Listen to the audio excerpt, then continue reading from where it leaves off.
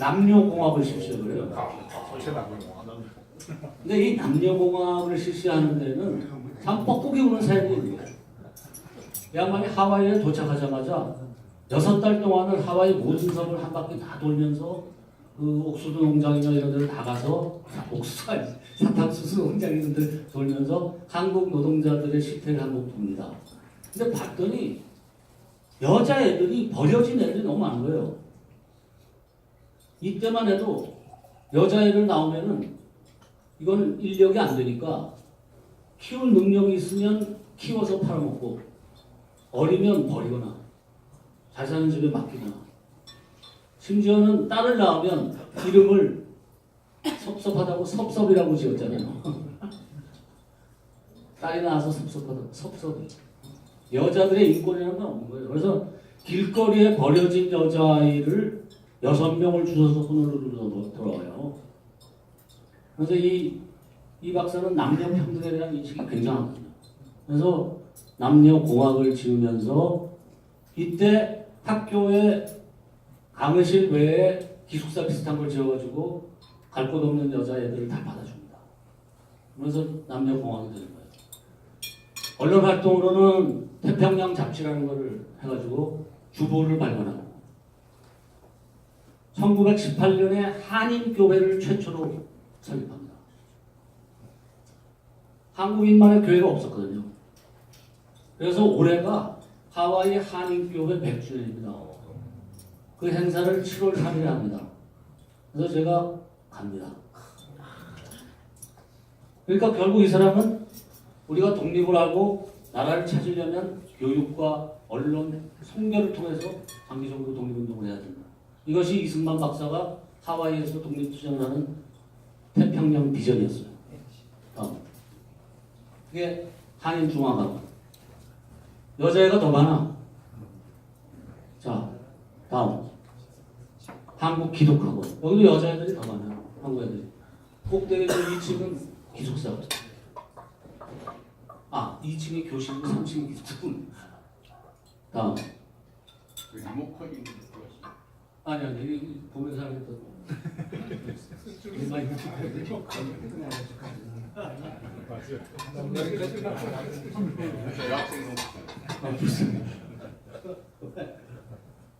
즐거워서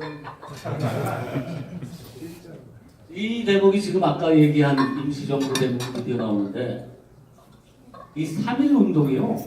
제가 다시 봤더니 무슨 유관순 여사가 나와갖고 학생 여자애들이 나와서 만세하고 이게 아니라 이거 어마무시한 전 국민이 일어난 무저항 비폭력 운동이에요. 아니 다른 일본 놈들 서류에 나오는 증거 딱 하나만 얘기하면 당시 조선 인구가 1729만인데 3.1 운동으로 구속되고 체포된 사람이 83만 명이에요. 이거는 운동에 나선 사람이 300만이 넘는다는 얘기예요. 우리 스스로가 광화문 집회에 100만이 모였다 어쩌고저쩌고 하는데 일제히 그 날만 일어난 게 300만이 넘었고 체포된 게 83만이라서 어디 교도소 이런 데 넣을 수가 없어가지고 전부 천막 안에 다 쳐놓고 수용하고 그랬다는 거예요. 이거를 기화로 임시정부가 6개가 생깁니다. 6개. 그 정부 요인을 다 조각을 해서 발표한 데가 6개예요. 근데 이 6군데에서 모두 대통령이나 국무총리로 내세운 게 이승만이에요. 노령이라는 거는 러시아 영토라는 뜻인데 블라디보스톡에 세워졌던 거고 상해가 이 국무총리로 했고 한성이 정부 집정관 총리인데 한성 임시정부라는 게 무슨 서울에 세워졌던 게 아닙니다.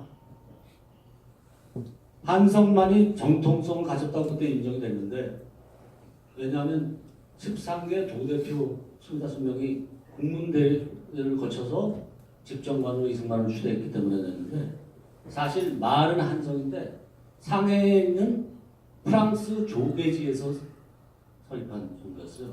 그래서 상해 임시정부하고 한성 임시정부는 바로 다 같이 상해에 있었기 때문에 4월 13일 날 이미 통합을 합니다. 4월 13일 날 이미 통합을 해요. 그리고 6월 달에 노령 임시정부도 통합이 되고 그래서 6개의 임시정부 모두가 통합이 된 임시정부가 수립되는 것은 사실상 1919년 9월이었어요. 그래서 지금 4월 13일을 굳이 건국 100년으로 삼는 것에 대해서 아마 두고두고 이제 논란이 많을 텐데 뭐가 되든 저는 뭐 3.1운동의 정신을 바로 받아서 4월 달에 설립된 건국된 임시정부 의미 있다고 생각합니다. 다음 이런 서류들이 다 남아 있습니다. 지금 이동영 의정 원장의 발령장이고 임명장이고 다음 집정관 총재로서의 선포문이고 한성정 다음 이승만 대통령이 취임하고서 제일 먼저 하는 게 뭐냐? 1국왕에게 공문을 보냅니다. 당장 나가라.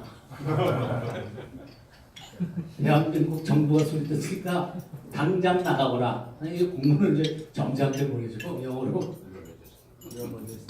다음 이게 말씀드린 대로 20년 촬영한 대한민국 공식 사진인데 이때 이 양반은 어디 있었을까요? 워싱턴에 있었거든요. 대통령으로 추대될 때. 대통령으로 추대했는데 상해에 갈 길이 없어요. 왜냐?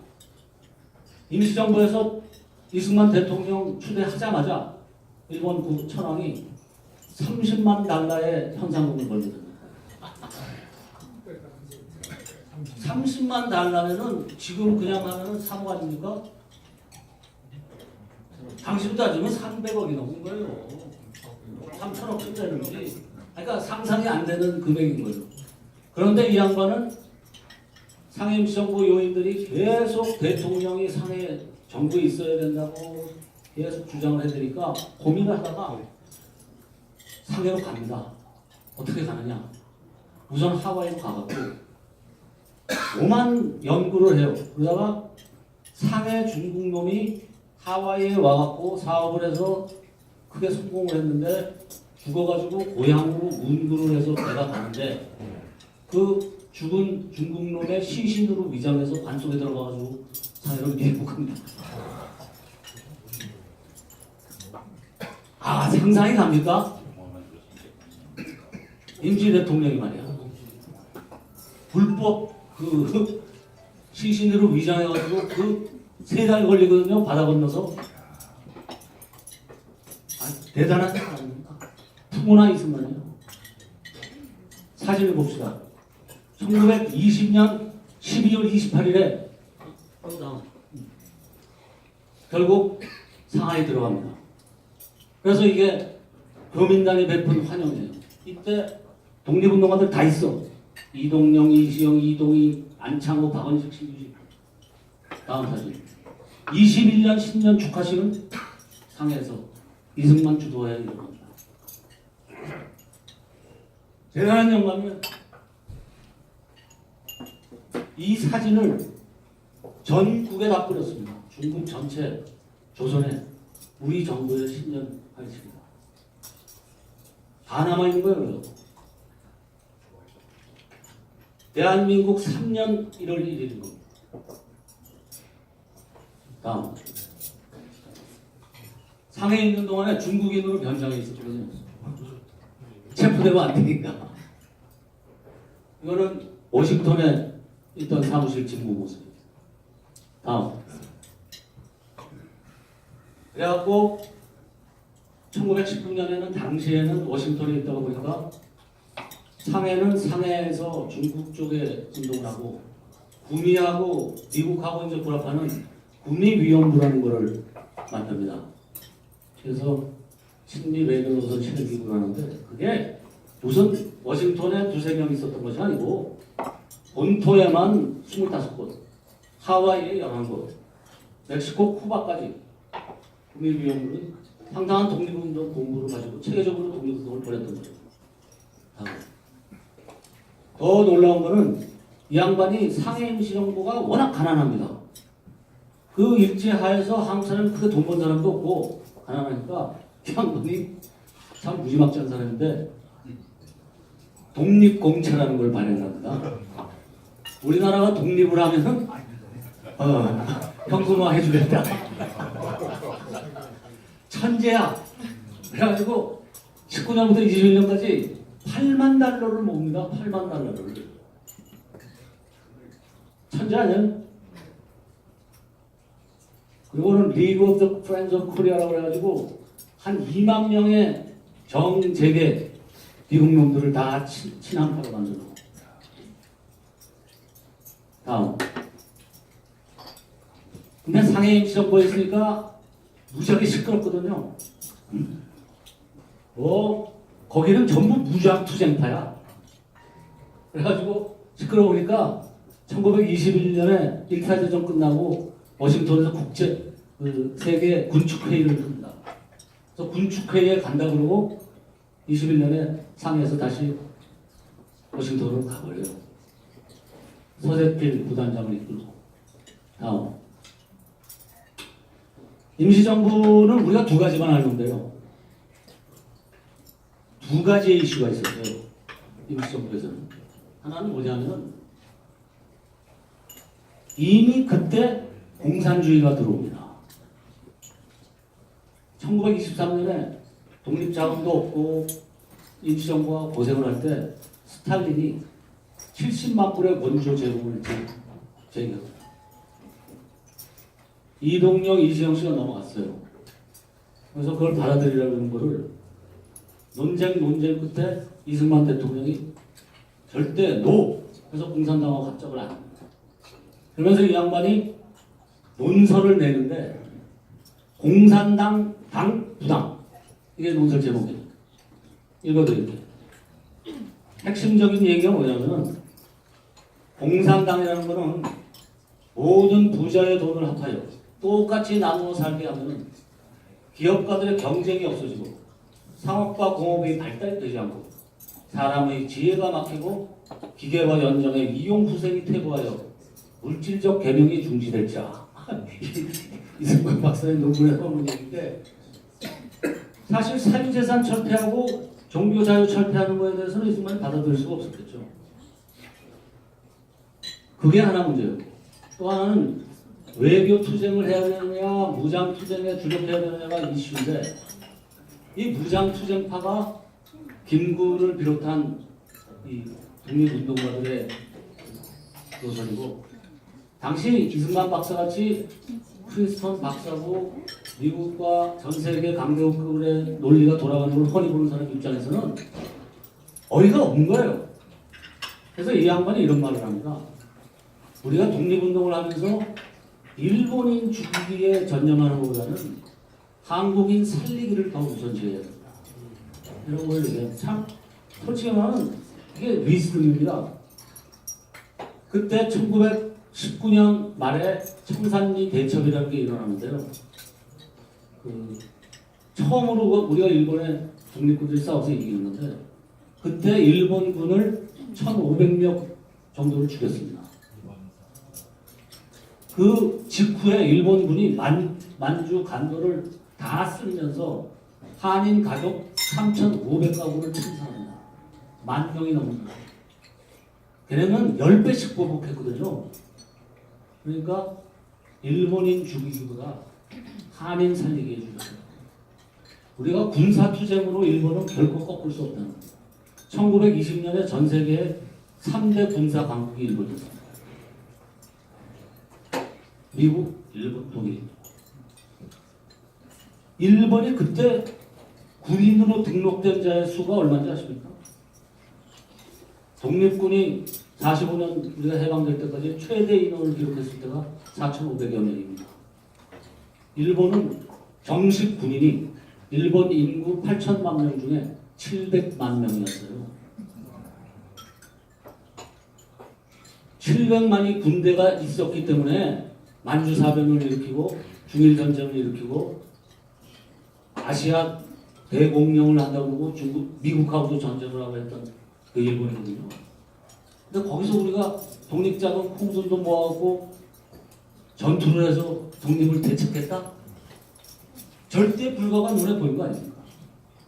근데 그 미국에서 독립운동하는 거에 대해서 목숨 걸고 싸웠던 사람들은 이 박사를 많이 비판합니다. 그러나 이 박사 눈으로 보면, 또 지금의 우리가 눈으로 보면 어느 게 진짜 남사들의 일이라는 빠는 거였죠.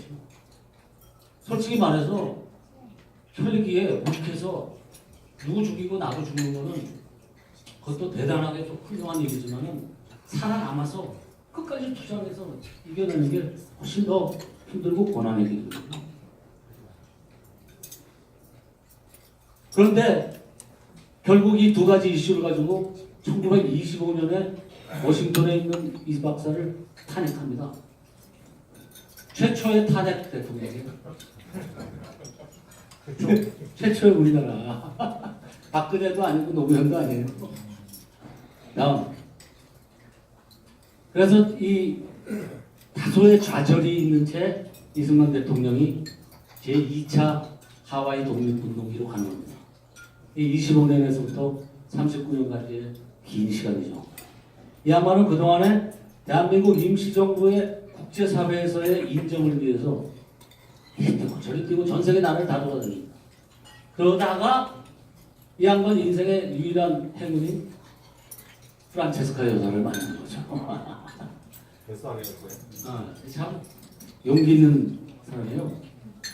1933년이면 이 국제연맹 총회 이제 독립부서로 가러 가는데 58세예요. 프란체스카 여사가 33살이었습니다. 25년 차이다. 도둑놈이지 진짜. 제네바 드루시 호텔에 아침에 밥을 먹으러 갔더니 좌석이 없어요. 그랬더니 웨이터가 두 사람만 앉아있는 프란체스카 여사 좌석에 합석하시라고. 네. 그래서 승만이가 가고 내가 타고 앉아서 앉았는데 이때 프란체스카는 어떤 상태였냐면 이 아버지가 맏딸인 프란체스카 아들이 없어요. 프란체스카를 그래서 너무 이뻐해갖고 자기 사업을 프란체스카한테 넘겨주기 위해서 어릴 때부터 영어도 가르치고 회계도 가르치고 그런데 마침 또 이 양반이 일찍 죽어요. 그래서 사업가야 프란체스카는 자기 공장을 가진 고향에. 근데 어머니하고 어머니 관광을 시켜주느라고 제네바에 온 거예요. 그러다가 이승만 박사하고 아침을 같이 먹게 됐는데 그 58세 이승만 박사한테 멋있게 보였나 봐요. 다음 신문 사진.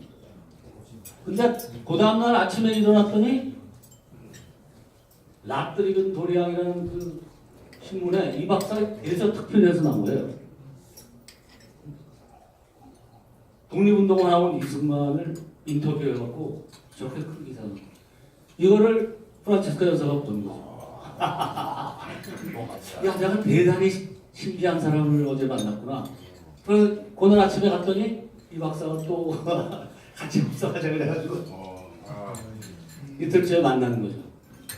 그리고 이 박사는 하와이로 돌아왔는데 프란체스카 여사가 상당히 확 반했나 봐요. 그래서 명함 받은 걸 가지고 팬레터를 하기 시작해요. 둘이 팬파를 해. 그러다가 프란체스카 여사가 결심을 합니다. 나 이제 사업 때려치겠다.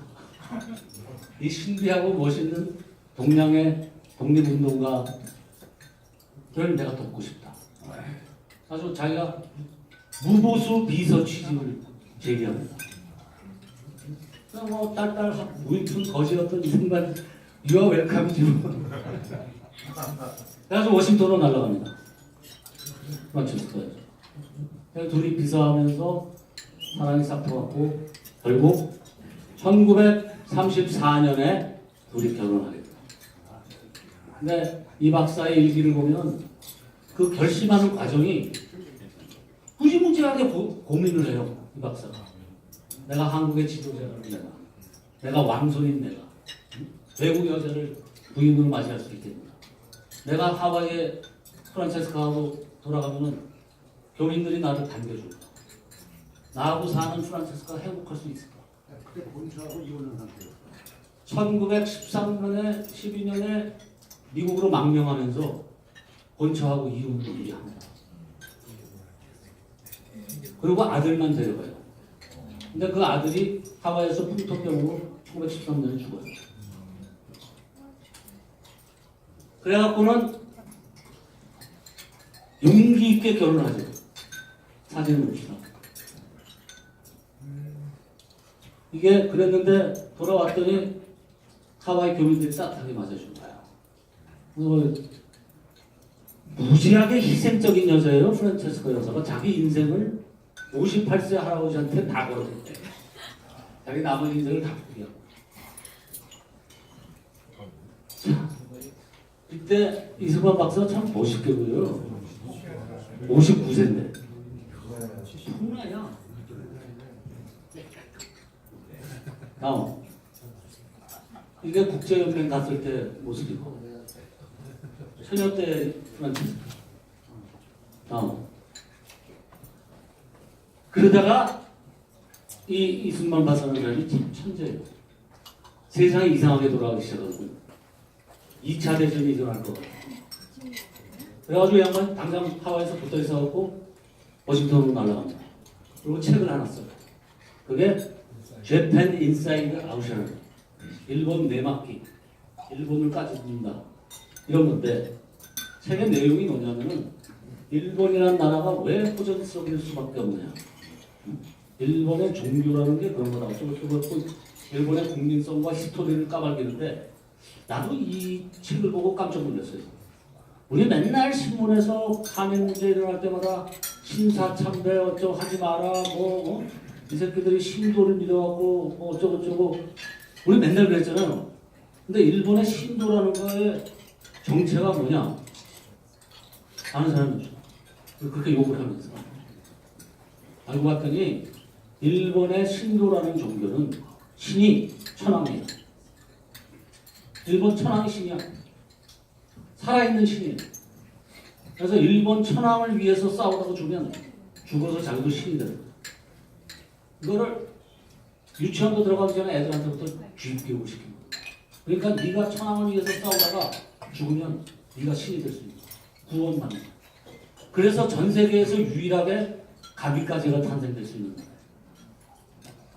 자살 공격군이 지원자가 나오는 그런 군대를 만드는 거예요. 그러니까 얘는 전쟁할 수밖에 없어요. 이 이승만 박사가 독립 정신이라는 책을 1905년에 감옥에서 쓰고 1910년에 LA에서 내면서 예언을 합니다. 일본이 한국을 먹었는데 얘네는 한반도를 먹고 만족할 놈들이 아니라 한반도 다음에는 만주를 침략할 것이고 만주를 침략한 다음에는 중국 본토를 칠 것이고 동남아시아를 다 공격할 것이고 결국은 자원의 문제로 인해서 소련 아니면 미국을 결국 공격하게 된다. 미국을 공격한다면 알래스카 아니면 하와이다. 1910년에 한 소리인데 1941년에 일본 내막기를 쓰면서 7월 달에 발간을 하면서 이제 31년에 만주를 쳤고 37년에 중국을 쳤고 지금 대동아 전쟁을 일으키고 있는데 곧 연내로 미국을 칠 것이다. 예언서를 쓴 거예요. 그랬더니 다 코웃음을 쳤어. 이게 늙은 독립운동가 햇소리하고 작가였구나. 이러고 있었는데 11월 달에 태평양 하와이 공습을 했는 거예요. 그랬더니 미국 전체가 난리가 났죠. 그래갖고는 심지어 국방장관이 전쟁 상대국 일본을 알아야 된다. 이승만의 재판 인사이드 아웃을 장군은 다 읽어라. 완전 베스트셀러가 되고 일본 중국 미국 워싱턴에서 최대의 화제가 되는 거예요. 유명한 사람이 되는 거예요. 그래가지고 뭐를 해주게 얻느냐 하면 다음 국방부하고 협조 체제를 구축합니다. 그때 얘네가 전쟁을 하면서 OSS라는 걸 처음으로 만드는데 CIA가 되는 전신이에요. 여기에 우리나라는 그 당시에 일본인인 겁니다. 일본의 식민지가 됐기 때문에 한국은 없으니까. 근데 우리는 적성국민 명단에서 한인을 제외시켜요. 이승만이 이걸 얻어내요. OSS에 수십 명의 한인을 취직시킵니다. 왜? 한국 알고 일본만 알고 영국, 미국 알고. 그래서 심지어 우리가 건국 후에 알고 있는 유명한 미국 동사람들이 이 OSS에 종사했던 사람이 많아요. 다음. 그러고는 이제 해방이 될 때까지 외교 무대에서 열심히 하죠. 그런데 이제 지금 이 시기는 그리 중요하지 않기 때문에 넘어가겠습니다. 일본 한국에서부터 건국까지도 넘어가겠습니다. 대한민국의 수립으로 가겠습니다. 우리가 45년에서부터 48년에 우리 단독정부 수립까지 가는 데 있어서는 몇 가지만 알면 돼요. 당신은 공산주의 남로당이 남한을 거의 다 쓰고 있을 겁니다. 여론조사하면은 지식인의 90%가 사회주의가 더 낫다고 합니다. 그래서 공산주의를 배격하고 민주주의 도입시킨 거는 거의 99.9% 이승만의 공인데, 이승만의 1923년에 공산당 당부당을 이미 썼듯이 사유재산권을 무시하고 종교의 자유가 없고 이 공산당은 결국 국민들을 굶겨 죽일 정권이다, 이렇게 주장을 한 겁니다. 근데 슬프게도 그 미군정 시대에 미국은 소련이 동맹국이었어요. 2차 대전 말에 소련을 굳이 미 전쟁에 끌어들이지 않습니까? 그래서 미소 공동위원회 만들어가지고 남북을 반씩 점령하잖아요. 그래놓고는 이승만한테 계속 좌우 합작 정부를 세울 것을 종용을 합니다. 이승만은 죽어도 안 된다는. 그래갖고 심지어는 이승만을 가택 연금하고 전화도 끊고 우편물도 끊고 이승만 아주 핍박을 해요. 근데 그때는 좌우 합작이 대세였고 북한은 이미 뭐 소련에서 김일성 정권은 확립돼 있었고, 그래서 이승만이 하다가 1946년 12월에 다시 미국으로 갑니다. 가서 윌슨하고 거기 그때 국무장관 덜레스하고 뭐 등등 해갖고 엄청나게 언론전을 펼칩니다. 그게 뭐냐면 소련이 전 세계 재패 길을 가고 있다. 이거를 이제 터뜨리기 시작하는데, 45년에 2차 대전 끝나고 소련 주변 유라시아에 40개 독립국이 생겼는데 그 중에 하나가 대한민국이에요. 그런데 1946년 말이 됐더니 이미 39개가 공산화된 거예요. 공산화 안 된 게 딱 우리나라. 그래서 그때 미국 외교 계통이 이거 안 되겠구나. 소련의 세계 재패 이거를 막아야 되겠구나. 해가지고 한 게 무슨 누구 독트린이지? 트루만 독트린입니다. 그래서 소련하고 싸우겠다 하고 공표하는 게 1947년 3월에 트루만 독트린인 거예요. 그 트루만 독트린을 이승만이 성사시키고 한국에 다시 돌아오고 그때부터 남한 단독정부 수립을 미국이 지원하는 거예요. 그런 비화가 있는 거예요. 소련 편이었어요, 미국이. 무슨 이승만 박사가 미지 앞잡이 이런 거 아니에요. 전혀 거꾸로야. 그리고 지금 4.3 사태 가지고 최근 일주일 동안에 무슨 얘기가 나왔는데, 4.3 사태는 1948년 4월 3일이에요. 정부 수립 전이에요. 1948년 5월 10일 전국 총선을, 남한 단독 총선을 저지하겠다고 폭동 사태를 일으킨 남로당의 폭동이었거든요. 근데 그게 이렇게 무슨 음모가 있었고 지식이 덮였고 이런 식으로 지금 생각하는 건 무슨 이유인지나 지금 난 잘 이해할 수 없어요. 그래서 거기에 대해서는 불편하게 생각하고 있고, 우리가 독립하는, 정부를 수립하는 데까지 그렇게 험난했습니다. 근데 지금부터 이제 막바지 때, 그러면 이승만이라는 사람이 여기까지 결국 우리나라를 세운 걸로 공이 있냐? 그건 아니라고 봐요. 그건 이 사람의 공의 한 3분의 1도 안 돼요. 이 양반이 이 73세가 되기까지의 자기의 모든 경륜을 다해서 대한민국을 건립하자마자 죽기 살기로 추진합니다. 이 사람이 5대 공적을 난 세웠다고 생각하는데 이승만이 세운 이 5대 공적이 그 후 70년 동안 우리나라를 여기까지 이끌고 왔다. 이렇게 보는 거예요. 첫 번째가 거의 세계 최첨단의 정치적 민주주의를 도입한 겁니다. 이 자유민주주의 정치제도를 도입하는 데 있어서 제일 중요한 게 참정권입니다. 투표권입니다. 국민 하나하나가 유권자가 되는 게 정치제도에 있어서의 주인이 되는 거거든요. 투표권이 없는 국민은 주권이 없는 겁니다. 근데 이 시대에 1945년에 오만 제도가 있었지만 미국식 삼권 분립 대통령제가 제일 훌륭하다고 이승만은 본 거고요. 많은 논의가 있었지만 결국 미국식 삼권 분립 대통령제를 보장하는 겁니다. 근데 이때의 세계 최고 수준의 참정권 보장은 진짜 놀라운 겁니다. 왜냐하면 전 세계 모든 선진국이 한국 수준을 못 갔었어요. 예를 들면 여성의 참정권이라는 게 사우디아라비아는 작년에 해준 거예요.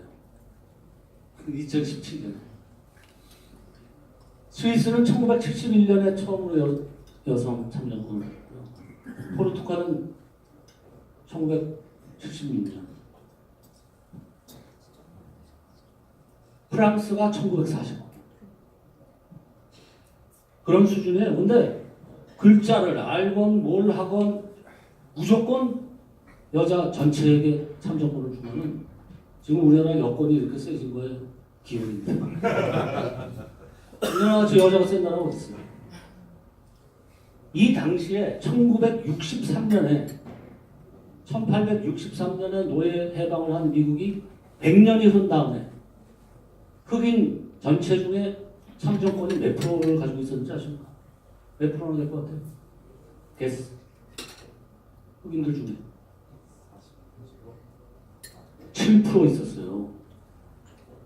93%의 흑인이 참정권이 없었어요. 그러니까 킹 목사가 일어나는 겁니다. 이 자식들이 노예 해방이라고 해놓고는 참정권이 없는 노예를 흑인을 누가 두려워합니까? 주권이 없는데. 뭐를 두 가지를 실시를 했느냐면 리터러리 테스트라는 걸 해요. 리터러시 테스트. 그래서 흑인뿐 아니라 백인도 영어를 읽고 쓰지 못하면